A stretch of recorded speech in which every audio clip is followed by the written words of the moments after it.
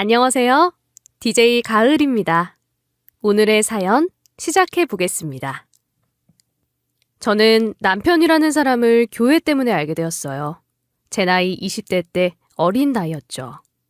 그때 저희 어머니 연세도 많지 않았어요. 겨우 40대 중반 정도 됐을 무렵이었으니까요.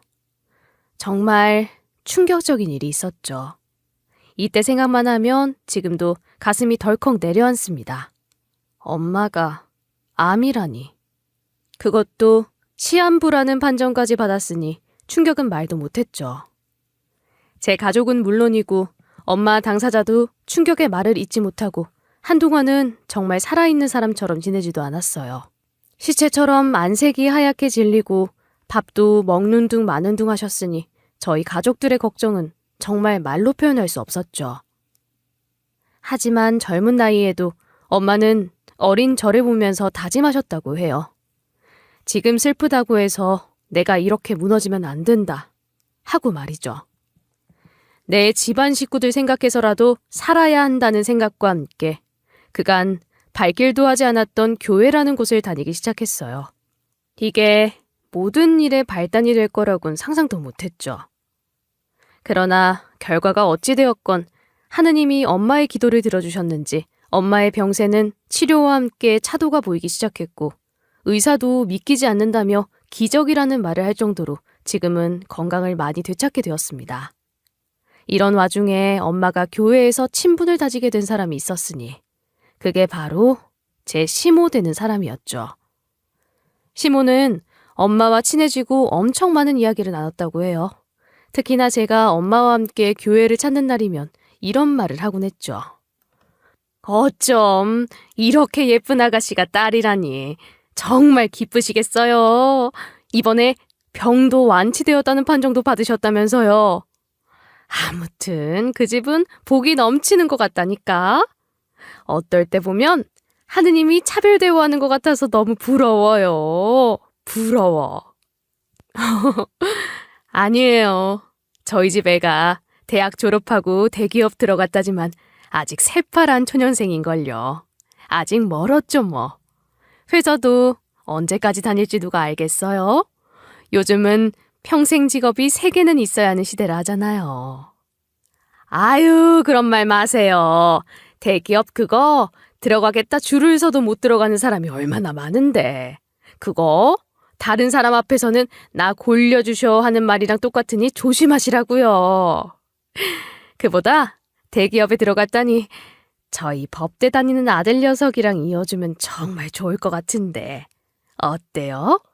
이번 기회에 자리 한번 만들어 볼까요? 그랬으면 정말 좋겠지만 저희 아이가 좋아해야 말이죠. 얘가 연애에는 아주 쑥맥이라서. 엄마는 제가 부담스러워한다는 걸 알고 사전에 계속해서 시모의 이런 이야기를 차단했지만 결국에는 시모의 말에 넘어가 한번 만나보라는 이야기를 하기 시작하더군요. 그런 엄마의 부탁이기도 하니 어색한 마음을 안고 남편이란 사람을 만나게 되었죠. 안녕하세요. 이름이 외자시라면서요. 린 씨라고. 정말 얼굴만큼 예쁜 이름이네요. 네, 고맙습니다.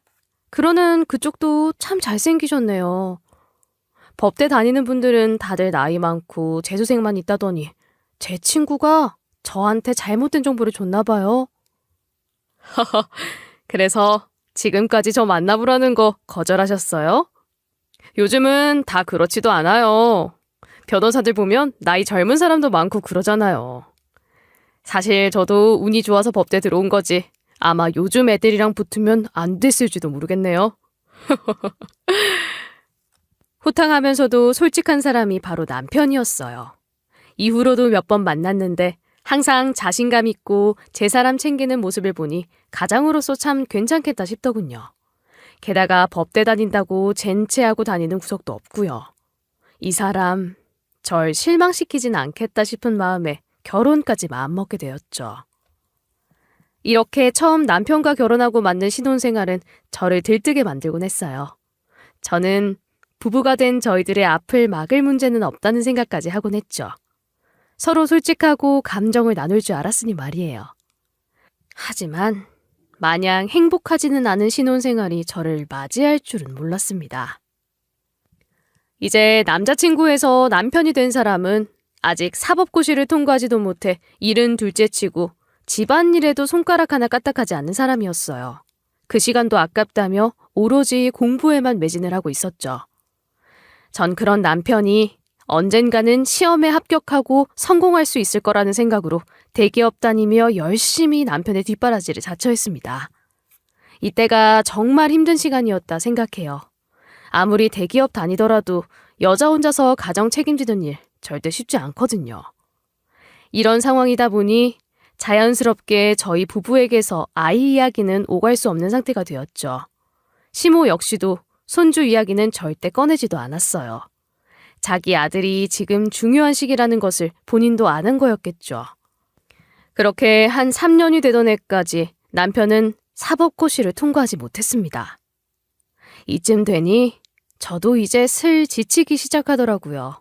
그래서 남편에게 말했죠.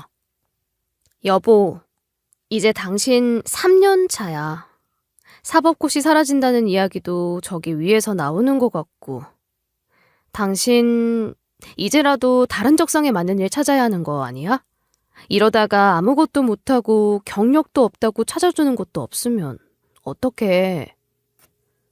조금만 하면 될 것 같은데 그것도 못 참아줘? 솔직하게 저번 시험에서 나 몇 문제로 떨어지는 거 당신 눈으로 직접 봤잖아. 난 지금까지 해왔던 것도 있어서 절대 그만 못 둬. 두고 봐. 이번에는 꼭 합격할 테니까. 그 말이 벌써 몇 번째인지도 모르겠으니까 하는 말이지. 우리 현실적으로 생각하자. 응? 공부하면서 조금씩 시간 내서 알아보면 되잖아. 우리 아이 문제도 있는데 더 늦으면 나 노산이야. 나도 다 늙어서 애 낳긴 싫다고. 정말 딱 한 번만. 당신 정말 나 못 믿겠어? 지금까지 3년, 아니 당신 만나기 전에 1년 더해서 총 4년이라는 시간 투자했어. 나도 이게 마지막이라 생각해서 버티는 거라고. 그런데 당신이 이런 말하면 나는 어떡해. 그러니까 이번만 참아주라. 응? 한숨이 절로 나오는 상황이었지만 그래도 제가 믿고 결혼한 상대에다 지금까지 뒷바라지한 것들 아깝기도 해서 이번 한 번만은 남편을 더 믿어주자 싶었어요. 뭐든 마지막이라는 한 방이 결과를 만들기도 하니까요. 그리고 이 말을 했던 해 남편은 보란듯이 사법고시 패스하고 당당히 변호사로 일하게 되었습니다. 나도 변호사 남편이 생겼구나 하는 생각에 뿌듯함도 잠시. 남편은 이전과 달라진 태도를 제 앞에서 보이기 시작했어요. 당당해진 모습에 저는 긍정적인 변화라 생각하며 그런 남편의 말을 웃어 넘기곤 했죠. 당신 얼마 전까지는 대기업 다닌다고 이 집 가장 노릇 혼자 산다고 우쭐대면서 나한테 마지막이니 어쩌고 했지? 나도 이제 돈 잘 버는 남자라 이 말이야. 사자 들어가는 직업 아무나 하는 줄 알아? 나니까 이렇게 당당히 합격해서 당신이랑 살아주는 거야. 당신이 이렇게 행복해하는 모습 보니까 나도 기분이 좋네. 그러면 이제 우리 미래 계획도 좀 세워보는 건 어때? 집이나 아이 문제 같은 거 말이야. 아이 태어나면 여기서 3명이 지내기엔 우리 집이 좀 좁잖아. 걱정 마, 걱정 마. 이제 돈 잘 버는 남편 생겼는데 뭐가 문제겠어. 그리고 그렇게 서두를 필요도 없어. 이젠 우리가 원하는 건 언제든지 할 수 있다고. 그러니 당신은 나를 좀 더 받들어 모셔야 할 필요가 있어. 당신 혼자 볼 때나 지금은 얼마나 차이 나냐? 어디 나 같은 남자 만나기 쉬운 줄 알아? 이런 남자 지금은 어디서도 못 구해 당신. 살짝 기고만장해진 것 같은 느낌이 드는 남편의 모습에 어이가 없긴 했죠. 지금까지 뒷바라지해준 내 정성은 어디로 가버렸는지 자기 잘난 맛에 빠진 모습이 영락없는 철없는 아이였으니 말이에요. 그래도 오랜 준비 끝에 꿈을 이룬 남편이니 이번만은 한번 지고 들어가자 싶어서 그런 남편의 말에 맞장구를 쳐주었습니다. 그래.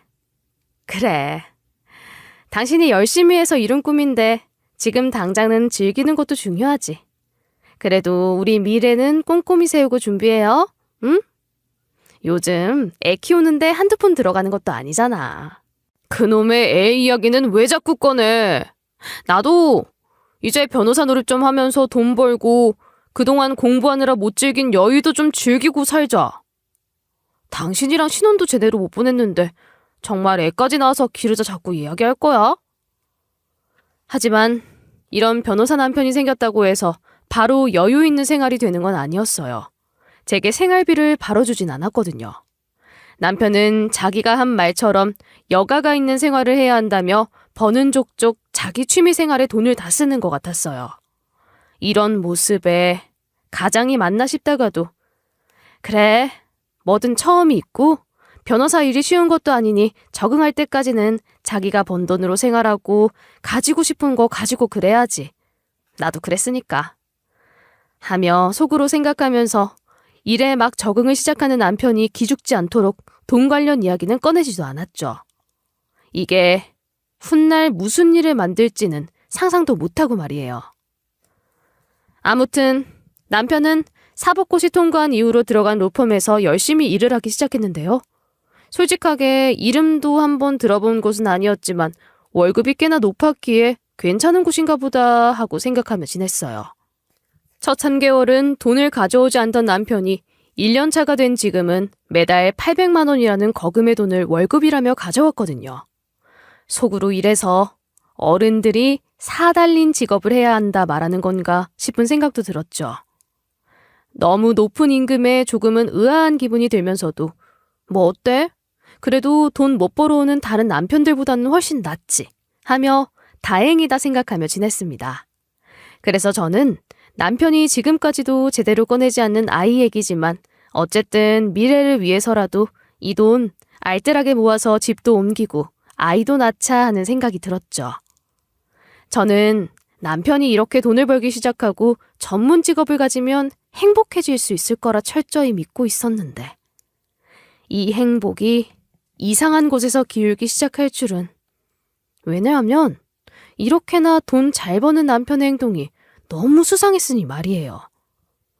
모든 일의 발단은 의외로 집에 있는 세탁기에서부터 시작되었어요. 저희 집에는 이사 올 때부터 가져온 낡은 세탁기가 하나 있거든요. 그게 아무래도 시댁에서 쓰던 걸 가지고 와서 그런 건지 아니면 너무 오래되어 안에 무슨 문제라도 생긴 건지 아무리 세탁물들을 불려보고 사전에 손빨래까지 해봤지만 세탁이 깔끔하게 되는 느낌이 없는 거예요. 그래서 남편한테 세탁기 이야기를 했는데 여보, 우리 세탁기 아무래도 새로 사야겠어. 왜? 드럼 세탁기랑 그 위에 올릴 건조기랑 함께. 요즘은 건조기라는 게 그렇게 요물이라고 하더라고. 여름같이 꿉꿉한 날씨에도 빨래 뽀송하게 말려준다고 내 친구들이 어찌나 자랑을 하던지. 멀쩡한 세탁기를 바꾸겠다고? 그리고 당신이 뭘 몰라서 그래. 세탁기는 원래 옛날처럼 통돌이가 더 빨래를 잘한다고. 게다가 여기 햇빛도 잘 들어오는데 뭐 건조기가 필요해. 그냥 지금 있는 거 그대로 쓰지. 아니야. 요즘 빨래하고 나면 이상하게 옷에서 꿉꿉한 냄새가 난단 말이야. 왜 오래된 나무가 습기 먹어서 나는 그런 거. 그걸 곰팡이 냄새라고 하나? 아무튼 아무리 햇볕에 말려도 찝찝해서 옷을 입을 수가 없어. 제가 이 말을 하자 남편은 바로 시모에게 전화를 거는 겁니다. 그리고 시모에게 지금 있었던 저희 대화를 말해주며 그래서 이거 세탁기를 바꿔야 해? 하고 남편이 물으니 건너편에서 엄청나게 큰 소리가 들리며 그 애 좀 바꿔봐라 라 말하는 시모의 목소리가 핸드폰 밖으로 새어나오더군요. 예, 너는 무슨 애가 절약정신이 그렇게 없어. 우리 집에서 사용했을 때 멀쩡하던 애가 뭐가 고장이 나. 대기업 다니니까 뭐 세탁기 그거 우습게 바꾸고 그래도 될 것 같으니? 그게 다 낭비다 낭비.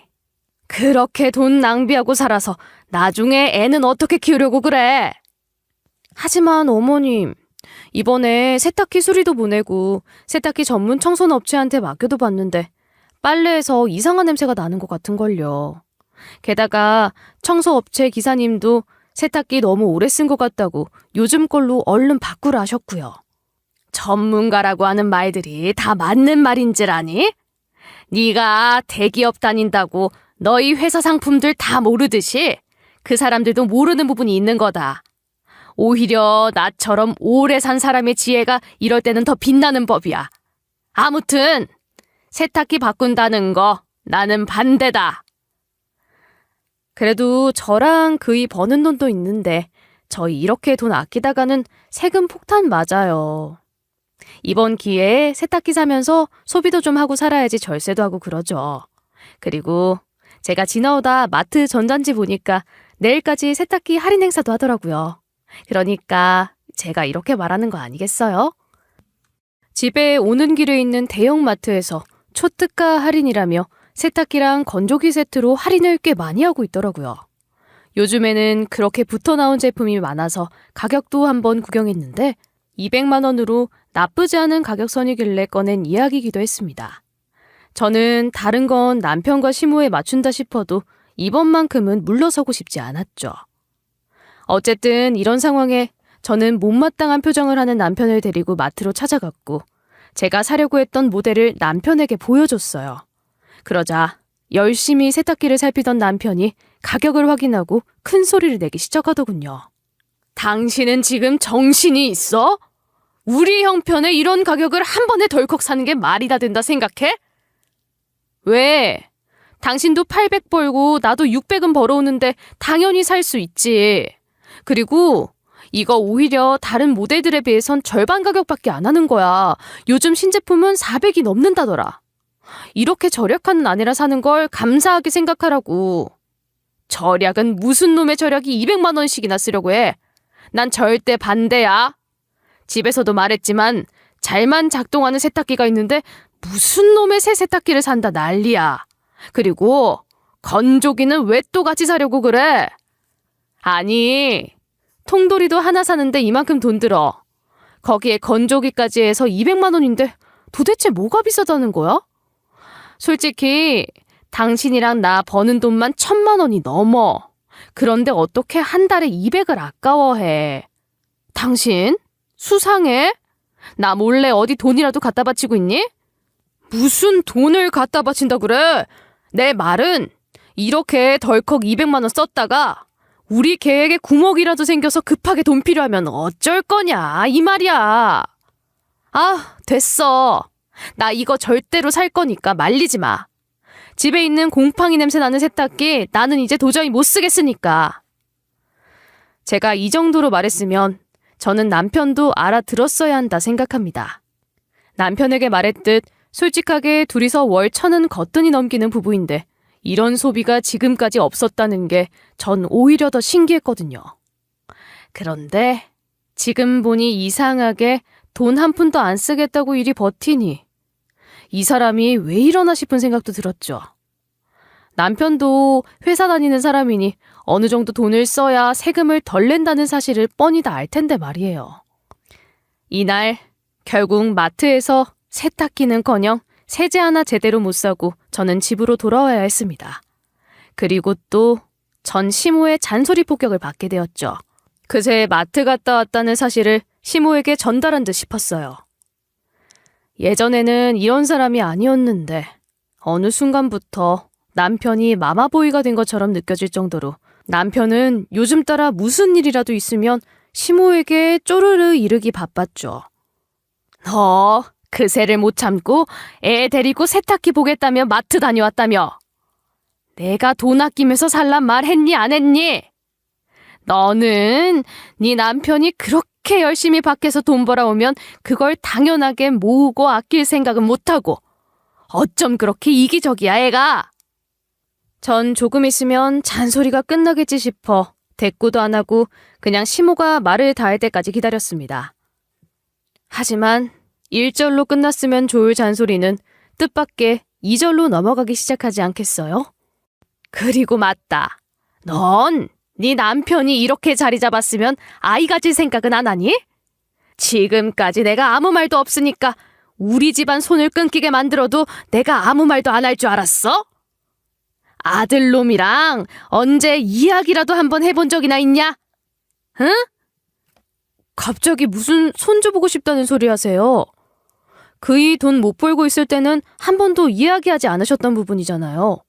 그러니까 지금 우리 아들이 달에 800씩 벌어다 주면 그거 아껴서 아이한테 쓸 생각은 안 하고, 하여튼 요즘 애들은 절약정신이라고는 눈꼽만큼도 없어. 내 말 알아들었으면 명심하고 아껴서 좀 쓰고 그래라. 너 지금도 노산이야, 노산. 더 늦기 전에 애 가져야지. 남편이 직장 가졌으니 진작에 애 가질 생각 안 했다며 저를 닥달하는 시모. 오히려 제대로 준비하려던 제 마음이 잔소리 한 번에 부글부글 끓으면서 이제 기가 막히더라고요. 아니, 남편이 돈 못 벌어서 이제야 겨우 생활비 주기 시작했는데 그간 돈은 좀 모았냐 물어보는 태도는 물론이고, 그때는 가만히 있다, 이제 자기 아들이 저보다 돈 더 잘 버니까 이때다 싶어 할 말 안 할 말 다 꺼내는 시모가 너무 어처구니 없었죠. 전 그런 시모와 남편의 태도에 너무 화가 나 저도 모르게 친정으로 향하게 됐습니다. 불쑥 찾아온 저 때문에 친정 식구들은 깜짝 놀라 무슨 일이냐 물었죠. 저는 그간의 일을 이야기해주며 속이 터져 죽겠다며 부모님 붙들고 설명하기 시작했어요. 아니, 지금까지 자기 아들 뒷바라지하면서 쓴 돈 생각도 안 하고 이제 와서 내가 오래된 세탁기 하나, 그것도 고작 200만 원 하는 그거 바꾸겠다고 하니까 나보고 경제관념도 없냐 하면서 뭐라 그러시잖아. 남편은 월 800 버는 사람이 고작 200 가지고 나보고 낭비한다면서. 내가 화가 나겠어 안 나겠어? 정말? 사위가 너한테 그런 말을 했단 말이야? 게다가 사돈도. 어떻게 너한테 그럴 수가 있니? 교회에서는 그렇게 자기 아들 변호사라며 젠체는 다 하더니. 아무튼 방금은 또 뭐라고 하는 줄 알아? 나보고 지금 애 낳아도 노산이라고, 언제 애 가질 거냐면서 막 그러더라고. 지금까지 나 고생할 때는 입 하나 뻥긋 안 하던 사람이 자기 아들 변호사 되자마자 나보고 돈 아껴 쓰라 잔소리에 이젠 임시까지 입에 담으니 내가 참다가 속이 갑갑해 죽겠다니까? 아무튼 사돈집에서 너한테 그렇게 말했단 말이지? 제 말을 심각하게 들으면서도 친정엄마는 곰곰이 뭔가 생각에 잠기신 것 같았죠. 그런 엄마의 태도에 잠시 울컥할 뻔했는데 이어진 엄마의 말에 이건 또 무슨 말인가 싶은 생각이 들었습니다. 아무래도 이상하네. 일단은 지금까지 사용한 생활비나 카드 지출 내역 같은 것들 있지? 그거 우선은 다 정리해두렴. 혹시 모르니까 말이야.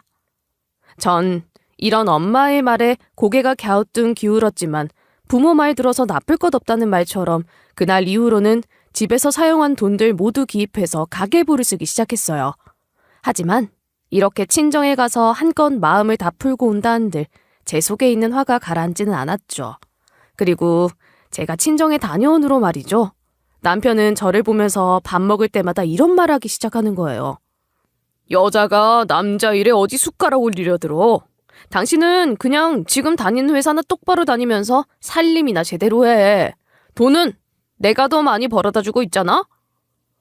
거기다 여기에 이어 시모는 한술 더 뜨기 시작했죠.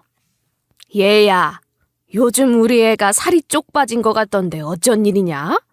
너 애 밥 제대로 해먹이지도 않아? 네 남편이 기가 좀 세한 것 같으면 보약이라도 한참 지어서 올릴 생각은 안 하고 너란 애는 목구멍에 그렇게 밥이 넘어가긴 해? 도대체 남편 알게를 어떻게 아는 거니? 집에서 그렇게 하라고 교육받았어? 그이가 뭐가 어때서 그러시는 거예요? 그리고 매일 아침 저녁으로 따뜻한 밥 잘해서 먹이고 있습니다. 그이 변호사 되기 전에도 계속 그랬고요. 어머님, 이런 말하기 저도 정말 싫은데요. 저도 회사 다니는 사람이에요. 그이보다는 좀 적어도 주변 사람들보다는 돈 많이 벌고 다니는 고소득자이기도 하고요. 그러면 이 정도는 쓰고 살아도 괜찮은 것 아닌가요?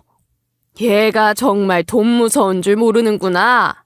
설마 내가 보약 한 첩 지으라 해서 나 가고 난 뒤에 우리 아들이 열심히 번 돈으로 그거 하려고 했던 거 아니지? 지금 네 하는 꼬라지 보니 딱 그렇게 했을 것 같은데. 만약 내 아들 돈으로 그랬다간 내가 가만히 안 둘 줄 알아? 이렇게 자기 할 말만 하고 문을 쾅 닫고 나가는 시모 때문에 저는 회사에서 받는 스트레스보다 집에서 받는 스트레스로 화병이 날 지경이었죠. 거기다 하루는 이런 말도 들었어요. 너는 정말 내가 하는 말은 어디로 듣고 흘리는지 하나도 고치려고 한 적이 없어. 어디 변호사랑 사는 게 쉬운 줄 아니? 누구는 변호사 사이두려고 열쇠를 3개 들고 온다는 말도 있다. 차 열쇠, 집 열쇠, 금고 열쇠. 돈 벌어다 주면 응당 나한테 오가는 것도 있어야지. 어찌 지금까지 용돈 한 푼도 줄 생각은 안 해? 그깟 대기업 다니면 네가 단주라니? 우리 아들이 너보다 훨빼 낫거늘. 어처구니가 없더라고요. 저는 시모에게 용돈을 걸은 적이 단 한 번도 없습니다. 버는 돈으로 생활비는 물론이고 양가의 일정 부분은 용돈으로 항상 챙겨드리고 있었고 남편이 돈을 벌어온 순간부터는 더 많은 금액을 시모에게 용돈으로 보내고 있었죠. 그런데도 용돈이 부족하다 말하니 정말 어이가 없었어요. 어머님은 어쩜 그렇게 뻔뻔하게 말할 수 있으세요? 저 지금까지 용돈 한 번도 걸은 적 없습니다. 지금도 월 150 챙겨드리고 있는데 어디가 모자라다 말하시는 거예요? 그리고 그이가 돈 벌지도 않을 때 저 도와주신 적이나 있고 저한테 잔소리 하시는 거예요? 어머 얘 좀 봐라. 어디 어른이 말하는데 큰 소리로 대답하고 그래? 너 아주 못돼 먹었구나. 그리고 원래도 서방은 하늘과 같은 존재로 모셔야 하는 법이다. 변호사인 내 아들 남편으로 둔 너는 남들보다 배는 잘해야 하는 게 맞고 어디 한번 나가서 주위 둘러봐라. 내 아들만큼 잘 벌어온 사람이 어디 있는지. 솔직하게 말해서 그이가 돈 벌어온 지 고작 1년 겨우 지났습니다. 저희 결혼 생활이 이미 5년 차에 접어들기 시작했고요. 그럼 남편이 돈 안 벌어왔던 4년은 누구 돈으로 지냈겠어요?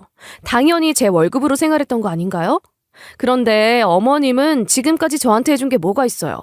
그랬으면서 저한테 자꾸 이렇게 많은 걸 요구하시냐고요.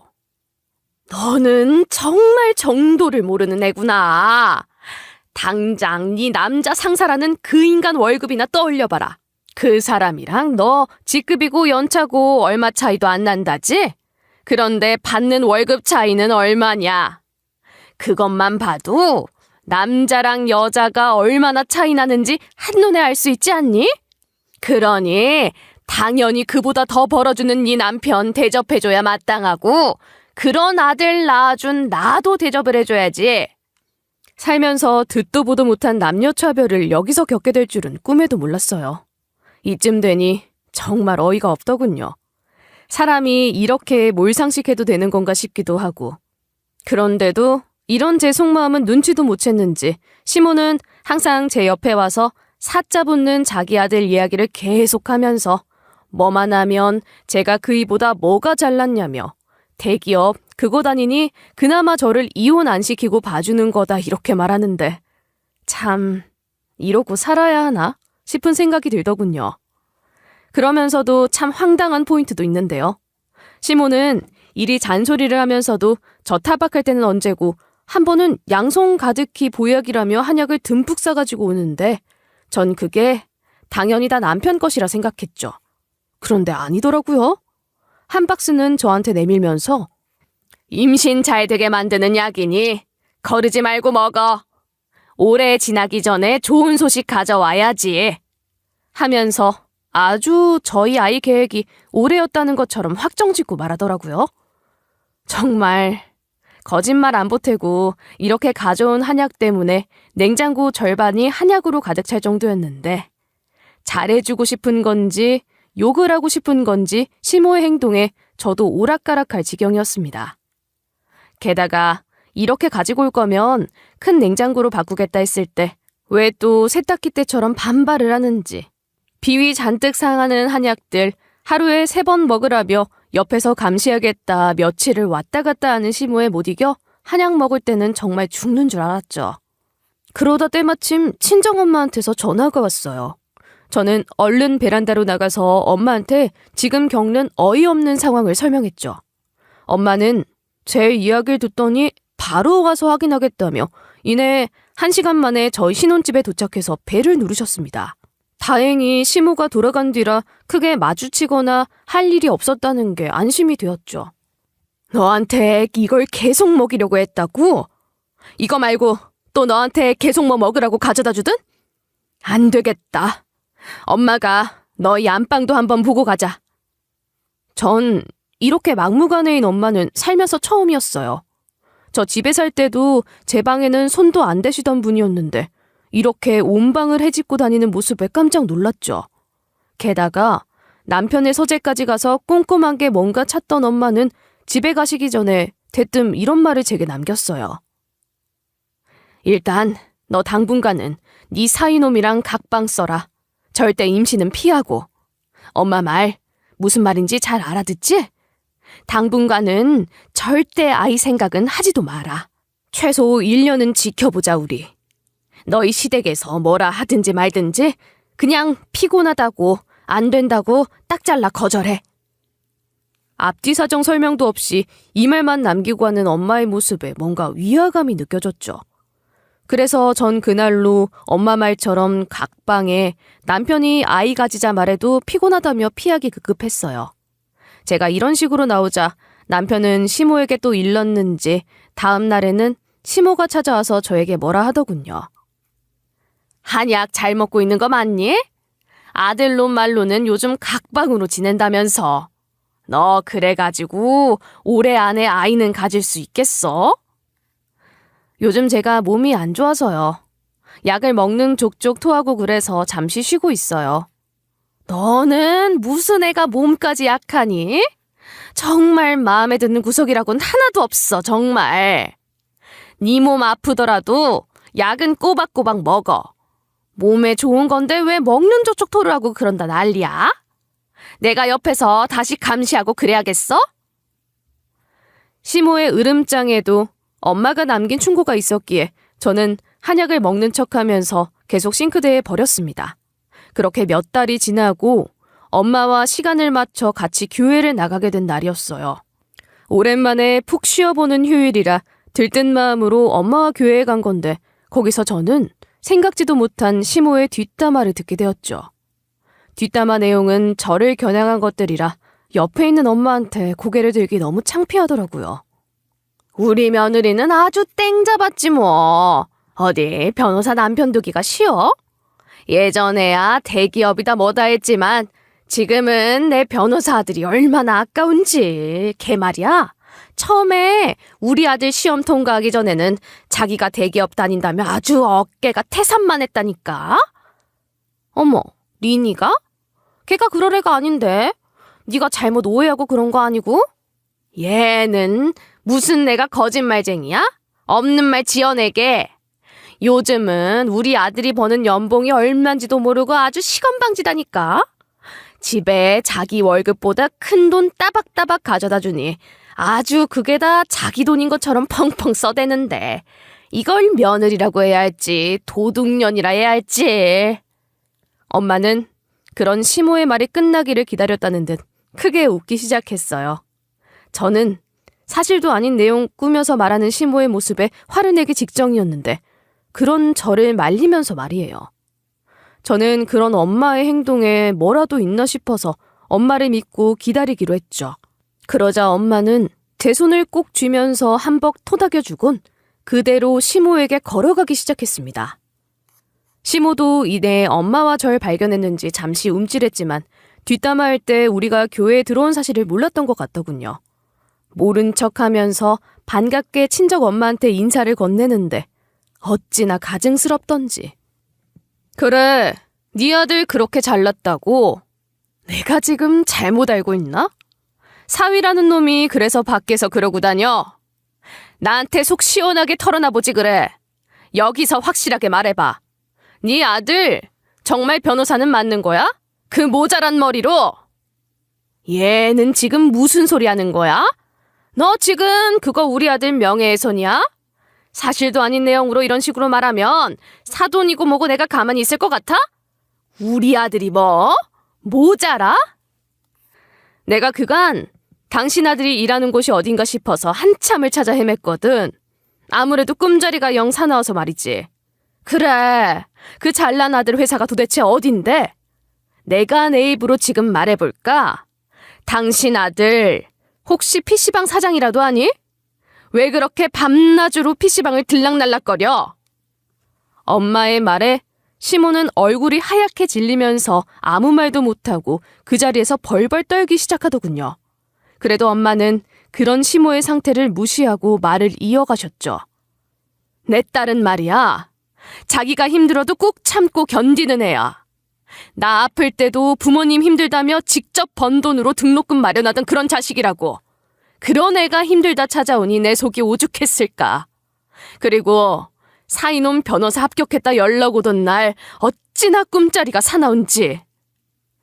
평소 화도 잘 내지 않던 사람이 씩씩거리며 말을 하는데 저러다 숨이라도 넘어갈까 싶어 저는 불안했어요.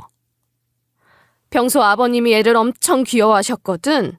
그런데 꿈에서 돌아가신 아버님이 얘 신혼집 앞에 무릎 꿇고 앉아서 펑펑 울고 있는 거 아니겠어? 평생을 그런 모습 보이신 적 없던 분인데 이건 뭔가 잘못됐다 싶어서 생각해서 알아봤으니 망정이지. 게다가 누구 팔자 꼬이게 만들려고 애를 만들라 닭다리야? 제 자식 귀한 줄 알면 남 자식도 귀한 줄 알아야지. 처음 듣는 이야기가 엄마 입에서 나오기 시작했죠.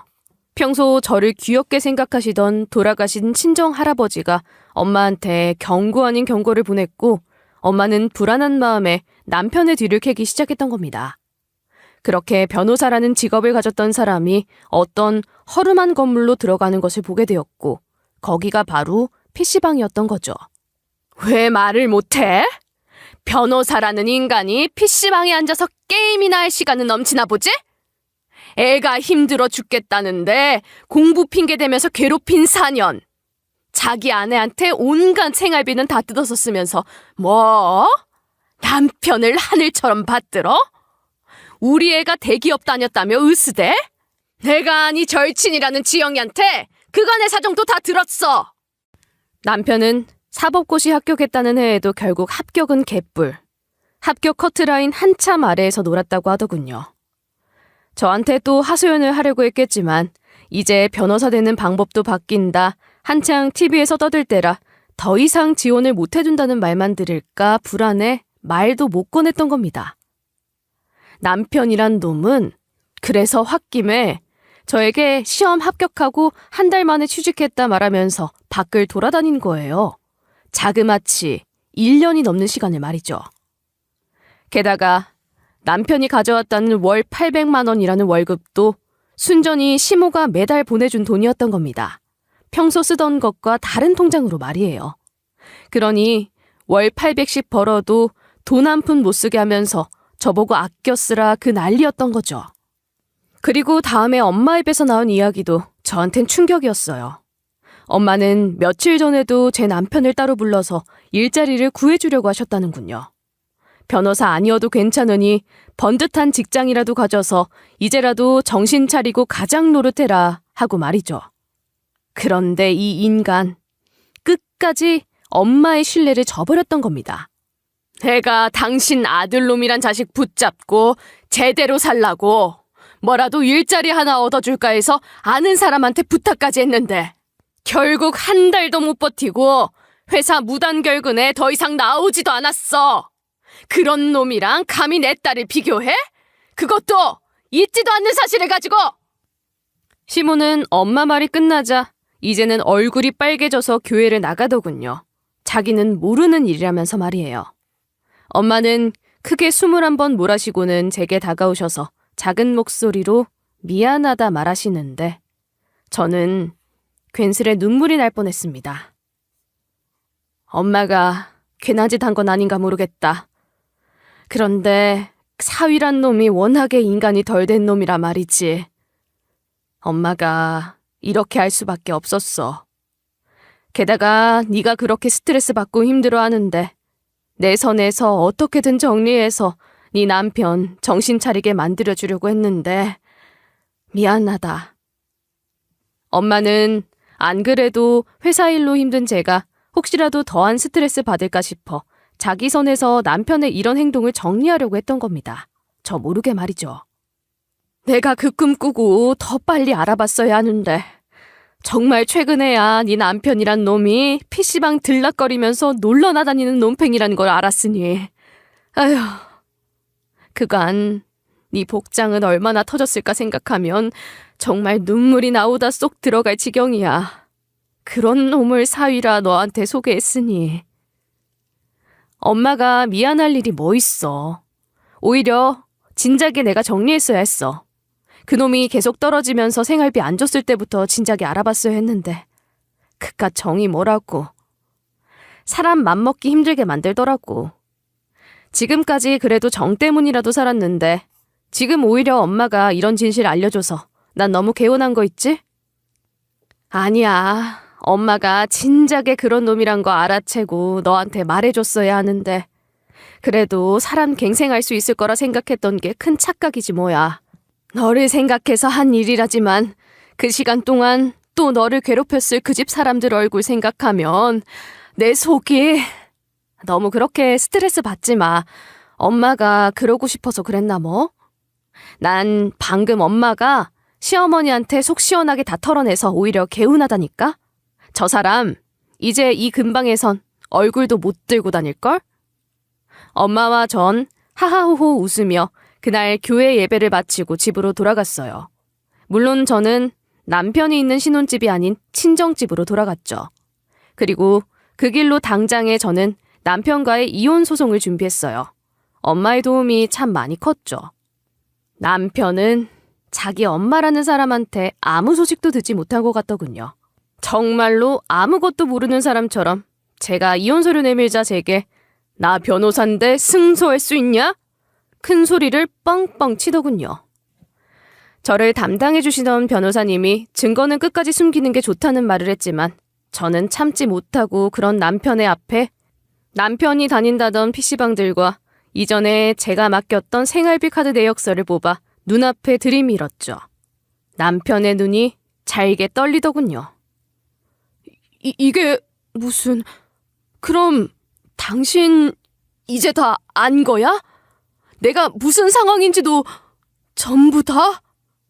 그러면서 서류를 보던 남편 얼굴이 파랗게 질리면서 제 손을 덥석 잡고 그제서야 미안하다, 숨기려 했던 거 아니다, 지금이라도 나가서 돈 열심히 벌겠다, 손이 발이 되도록 빌기 시작하더라고요. 하지만 이미 제 마음은 돌아선 지 오래였습니다. 자기 돈도 아니고 자기 부모 돈으로 겨우 인간처럼 보이려 행세하던 남편의 모습에 정남이가 뚝 떨어졌으니 말이에요. 물론 이혼 소송에서 저는 승소했습니다. 결혼 후 오랜 기간 주지 않았던 생활비에 오롯이 자기를 위한 유흥으로 나간 돈들 모두 합쳐서 이혼 소송에서 남편에게 청구했죠. 처음에는 아니라면서 반박하던 남편 측 변호사에 어이가 없기도 했지만 저희 쪽에는 증거가 확실했으니 저는 당연히 남편이 제게서 착취하듯 빼앗아간 돈 그대로 다 받을 수 있었습니다. 물론 위자료도 두둑히 받을 수 있었고요. 저는 그간의 남편의 거짓말과 시모의 말들로 입은 피해 보상이라는 생각으로 위자료를 챙겼어요. 아마 그 돈은 돈을 벌지 않는 남편의 지갑이 아닌 시모의 통장에서 나오겠지만 말이에요. 게다가 어차피 지금 살고 있던 신혼집이야 원래 제 소유였으니 저는 이혼 소송에서 이기는 날 남편의 짐을 정리해서 밖에다 내놓고 집을 다시 팔기로 마음먹었죠. 남편은 밖에서 그래도 이건 아니다! 하며 소리쳤으나 어차피 제 집 제가 알아서 하겠다는데 무슨 상관이 있을까요? 남편이 그러거나 말았거나 저는 상관하지 않고 집을 정리해서 부동산에 그대로 남겼죠. 전 그간의 결혼 생활에서 받은 피로로 지쳐 회사에는 잠시 휴가계를 제출했어요. 전 남편 뒷바라지에 제대로 쉬어본 적도 없었으니 이 기회에 푹 쉬고 다시 열심히 노력하자 싶었죠. 게다가 그동안 소홀히 했던 부모님과 외국 효도 관광을 다녀왔는데 너무 즐거웠습니다. 그래도 차곡차곡 모아둔 돈이 제법 있긴 해서 다행이다 생각하고 있어요. 모자라도 조금씩은 뒤로 모아두고 있었거든요. 게다가 얼마 전 소송으로 위자료도 챙겼고 말이에요. 거기다 나중에 교회를 갔던 엄마가 제게 해준 이야기는 아주 제 얼굴에 웃음꽃이 피게 만들더군요. 그 집은 아죽 쫄딱 망해서 저 멀리 지방 어디로 이사 갔더라 하더라. 너랑 이혼하고 난 뒤도 그놈 정신 못 차리고 여기저기 자기 친구들 돈까지 빌려 쓰고 다녔다면서 사람이 어쩜 그럴 수 있냐고 저기 명숙이 아줌마가 이야기하더라. 그래서 그거 갚아준다고 네 시부모였다는 사람들이 아주 집 다 팔고 난리도 아니었다 하더라고. 진작에 그놈의 놈팡이 기질 경험에서 저는 잘 알고 있었죠. 뻔뻔하게 공부도 제대로 안 하고 다녔으면서 시험 본다 거들먹대던 그 모습이 눈앞에 선하게 그려지더군요. 그걸 시모가 당했다니 아주 고소하고 속이 시원했죠. 지금은 전 남편과의 일들은 생각조차 하기 싫어서 전에 살던 집들은 다 처분해서 부모님과 합쳐 지방의 좋은 전원주택으로 이사를 와서 살고 있습니다.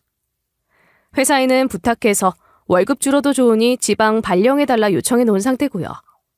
이런 일을 겪으니 돈이 이제 와서 뭔 소용이 있겠냐 싶은 생각이 들더라고요. 제 이야기를 들은 누군가는 배부른 소리라 말할 수도 있겠죠.